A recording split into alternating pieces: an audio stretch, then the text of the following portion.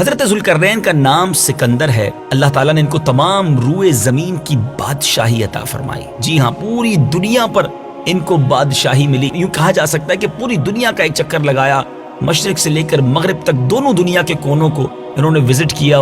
حضرت ذوالقرنین نے 3 سفر کیے اور ان 3 سفروں کا حال قرآن میں بیان ہوا ہے۔ جی ہاں، کیسی عظیم شخصیت ہیں کہ جن کے سفروں کے احوال قرآن میں بیان ہوئے۔ آئیے قرآن مجید سے ان تینوں اسفار کے، ان تینوں سفروں کے احوال سنتے ہیں۔ پہلا سفر، حضرت ذوالقرنین رضی اللہ تعالیٰ عنہ نے پرانی کتابوں میں پڑھا تھا کہ سام بن نوح علیہ السلام کے دور میں ایک شخص آب حیات کے چشمے سے پانی پی لے گا تو اس کو موت نہ آئے گی۔ اس لیے حضرت ذوالقرنین نے مغرب کا سفر کیا۔ آپ کے ساتھ حضرت خضر علیہ السلام بھی تھے۔ وہ تو یعنی حضرت خضر علیہ السلام تو آب حیات کے چشمے پر پہنچ گئے اور اس کا پانی بھی پی لیا، مگر حضرت ذوالقرنین کے مقدر میں نہیں تھا اور وہ آب حیات کے چشمے سے پانی پینے سے محروم ہو گئے۔ اس سفر میں آپ جانب مغرب روانہ ہوئے تو جہاں تک آبادی کا نام و نشان ہے وہ ساری منزلیں طے کر کے آپ ایک ایسے مقام پر پہنچے کہ انہیں سورج غروب کے وقت ایسا نظر آیا کہ ایک سیاہ چشمے میں ڈوب رہا ہے، جیسا کہ سمندری سفر کرنے والوں کو آفتاب سمندر کے پانی میں ڈوبتا ہوا نظر آتا ہے۔ وہاں ان کو ایک ایسی قوم ملی جو جانوروں کی کھال پہنے ہوئے تھی، اس کے سوا کوئی دوسرا لباس ان کے بدن پر نہیں تھا، اور دریائی مردہ جانوروں کے سوا ان کی غذا کا کوئی دوسرا سامان نہ تھا۔ یہ قوم ناسک کہلاتی تھی۔ حضرت ذوالقرنین نے دیکھا کہ ان کے لشکر بے شمار ہیں اور یہ لوگ بہت ہی طاقتور اور جنگجو ہیں، تو حضرت ذوالقرنین نے ان لوگوں کے گرد اپنی فوجوں کا گھیرا ڈال کر ان لوگوں کو بے بس کر دیا۔ چنانچہ کچھ تو مشرف با ایمان ہو گئے اور کچھ آپ کی فوجوں کے ہاتھوں مقتول ہو گئے۔ دوسرا سفر، پھر آپ نے مشرق کا سفر اختیار کیا۔ ویسٹ کے بعد آپ نے ایسٹ کا، مغرب کے بعد آپ نے مشرق کا رخ اختیار کیا، یہاں تک کہ جب سورج طلوع ہونے کی جگہ پہنچے تو یہ دیکھا کہ وہاں ایک ایسی قوم ہے جن کے پاس کوئی عمارت اور مکانات نہیں ہے۔ ان لوگوں کا یہ حال ہے کہ سورج طلوع ہونے کے وقت یہ لوگ زمین کے غاروں میں چھپ جاتے اور سورج ڈھل جانے کے بعد غاروں سے نکل کر اپنی روزی کی تلاش میں نکل پڑتے۔ یہ لوگ قوم منسک کہلاتے تھے۔ حضرت ذوالقرنین نے ان لوگوں کے مقابلے میں بھی لشکر آرائی کی، اور جو لوگ ایمان لائے ان کے ساتھ بہترین سلوک کیا، اور جو اپنے کفر پر اڑے رہے انہیں تباہ و برباد کر دیا۔ اب باری ہے تیسرے سفر کی۔ پھر آپ نے شمال کی طرف سفر کیا، یہاں تک کہ 2 پہاڑوں کے درمیان میں پہنچے تو وہاں کی آبادی کی عجیب و غریب زبان تھی۔ جن لوگوں کے ساتھ اشاروں سے بمشکل بات کی جا سکتی تھی، ان لوگوں نے حضرت ذوالقرنین سے یاجوج ماجوج کے مظالم کی شکایت کی اور آپ کی مدد کے طالب ہوئے۔ اب یاجوج ماجوج کون تھے؟ مدنی چینل کے ناظرین ذرا غور سے سنیے۔ یہ یافس بن نوح علیہ السلام کی اولاد میں سے ایک فسادی گروہ ہے، اور ان لوگوں کی تعداد بہت ہی زیادہ ہے۔ یہ لوگ بلا کے جنگجو، خوخار، بالکل ہی وحشی اور جنگلی ہیں، جو بالکل جانوروں کی طرح رہتے ہیں۔ موسم ربیع میں یعنی بہار کے موسم میں یہ لوگ اپنے غاروں سے نکل کر تمام کھیتیاں اور سبزیاں کھا جاتے تھے اور خشک چیزوں کو لاد کر لے جاتے تھے۔ آدمیوں اور جنگلی جانوروں، یہاں تک کہ سانپوں، بچھوؤں، گرگٹ اور چھوٹے بڑے جانور کھا جاتے تھے۔ حضرت ذوالقرنین سے وہاں کے لوگوں نے فریاد کی کہ آپ ہمیں یاجوج ماجوج کے شر اور ان کی ایذا رسانیوں سے، ان کی ان تکلیفوں سے ہمیں نجات دلائیے، اور اس کام کے عوض انہوں نے کچھ مال کی بھی پیشکش کی۔ تو حضرت ذوالقرنین رضی اللہ تعالیٰ عنہ نے فرمایا کہ مجھے تمہارے مال کی ضرورت نہیں ہے، اللہ تعالیٰ نے مجھے بہت کچھ دے رکھا ہے۔ اب ایسا کرو کہ تم لوگ جسمانی محنت سے میری مدد کرو۔ چنانچہ آپ نے دونوں پہاڑوں کے درمیان بنیاد کھدوائی۔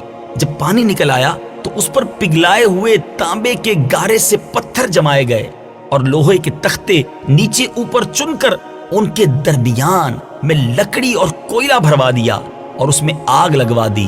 اس طرح یہ دیوار پہاڑ کی بلندی تک اونچی کر دی گئی اور دونوں پہاڑوں کے درمیان کوئی ایسی جگہ نہ چھوڑی گئی۔ پھر پگھلایا ہوا تانبا دیوار میں پلا دیا گیا، جو سب مل کر بہت ہی مضبوط، کانکریٹ جس کو کہتے ہیں نا، بہت ہی مضبوط اور مستحکم دیوار بن گئی۔ آپ کو معلوم ہے کہ وہ دیوار آج بھی قائم ہے۔ یاجوج ماجوج جس قوم کا ہم تذکرہ سن رہے ہیں، وہ خطرناک قوم آج بھی موجود ہے۔ جی ہاں، ہزاروں سال اس واقعے کو گزر چکے ہیں، یہ دیوار بھی موجود ہے اور یاجوج و ماجوج بھی موجود ہیں۔ یہ دیوار کب ٹوٹے گی؟ ذرا سنیے، حدیث پاک میں آتا ہے کہ یاجوج و ماجوج روزانہ اس دیوار کو توڑتے ہیں، اور دن بھر جب محنت کرتے کرتے اس کو توڑنے کے قریب ہو جاتے ہیں تو تو ان میں سے کوئی کہتا ہے اب چلو باقی کل کو توڑیں گے۔ دوسرے دن جب وہ لوگ آتے ہیں تو خدا کے حکم سے وہ دیوار پہلے سے بھی زیادہ مضبوط ہو جاتی ہے۔ اب اس دیوار کے ٹوٹنے کا جب وقت آئے گا، قیامت سے پہلے جب وہ وقت آئے گا، تو ان میں سے کوئی کہے گا اب چلو انشاءاللہ کل اس دیوار کو توڑ ڈالیں گے۔ ان لوگوں کے انشاءاللہ کہنے کی برکت سے اور اس کلمے کا یہ ثمرہ ہوگا کہ دوسرے دن دیوار ٹوٹ جائے گی۔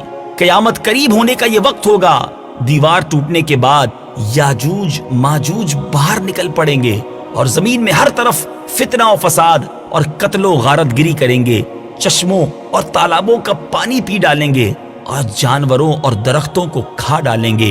زمین پر ہر جگہ وہ پھیل جائیں گے، مگر مکہ مکرمہ، مدینہ طیبہ اور بیت المقدس، ان تینوں شہروں میں یہ داخل نہ ہو سکیں گے۔ پھر حضرت عیسیٰ علیہ السلام کی دعا سے ان لوگوں کی گردنوں میں کیڑے پیدا ہو جائیں گے اور یہ سب کے سب ہلاک ہو جائیں گے۔ اللہ تعالی ہم سب کو یاجوج و ماجوج کے فتنوں سے محفوظ فرمائے، ہم سب کے ایمانوں کی حفاظت فرمائے کہ قرآن مجید میں کیسی کیسی تاریخی باتیں ہیں۔ ہمیں قرآن کے واقعات پڑھنے کا وقت نہیں ہے۔ اگر قرآن پڑھیں، اس کی تفسیر پڑھیں تو نہ جانے کتنا سارا علم ہم حاصل کر سکتے ہیں۔ دنیا کی بہت ساری باتیں ہمیں معلوم ہیں، مگر اسلامک ہسٹری اور اسلامی واقعات ہمیں نہیں معلوم۔ آئیے نیت کرتے ہیں، قرآن پڑھیں گے بھی اور اس کو سمجھنے کی بھی کوشش کریں گے۔ الحمدللہ مکتبۃ المدینہ نے ہمارے لیے ایک بہت خوبصورت تحفہ صراط الجنان تفسیر قرآن کا عطا کیا ہے۔ آپ اسکرین پر بھی صراط الجنان کا ٹائٹل دیکھ رہے ہوں گے۔ یہ بہت شاندار تفسیر قرآن ہے اور بڑے آسان الفاظ میں موجود ہے۔ مکتبۃ المدینہ سے اسے حاصل کیجئے۔ آپ چاہیں تو اسے dawat-islami.net سے ڈاؤن لوڈ بھی کر سکتے ہیں۔ یاجوج و ماجوج کا یہ کہنا کہ انشاءاللہ کل آ کر دیوار توڑیں گے، تو انشاءاللہ کی برکت سے وہ دیوار بھی ٹوٹ جائے گی۔ اے میرے میٹھے اسلامی بھائیوں، ذرا غور کیجئے، انشاءاللہ جو ہے وہ کاموں کو پورا کروا دیتا ہے۔ بعض اوقات ہم کہتے ہیں میں کل آ جاؤں گا، میں شام 5 بجے پہنچ جاؤں گا، میں پرسوں یہ کام ضرور کر دوں گا۔ اگر اس کے ساتھ انشاءاللہ بھی شامل کر لیں تو انشاءاللہ خیریت سے پہنچ جائیں گے، خیریت سے کام پورا ہو جائے گا۔ اللہ کے نام کی برکت سے ہمارے کام میں آنے والی رکاوٹ جو ہے وہ دور ہو جائے گی۔ اللہ کرے دل میں اتر جائے میری بات۔ قرآن پاک کے ان قصوں کو نہ صرف خود سنیے بلکہ اس کی ویڈیو آڈیو کلپ حاصل کر کے اپنے دوست احباب کو، اپنے رشتہ داروں کو، دیگر اسلامی بھائیوں کو بھی فارورڈ کیجئے اور اس کی نیکیاں کمائیے۔ اللہ تعالیٰ مجھے بھی اور آپ کو بھی قرآن پاک سے سچی محبت عطا فرمائے اور قرآن پاک کے نور سے ہم سب کے دلوں کو منور فرمائے۔ صلو علی الحبیب صلی اللہ تعالی علی محمد صلی اللہ علیہ وسلم۔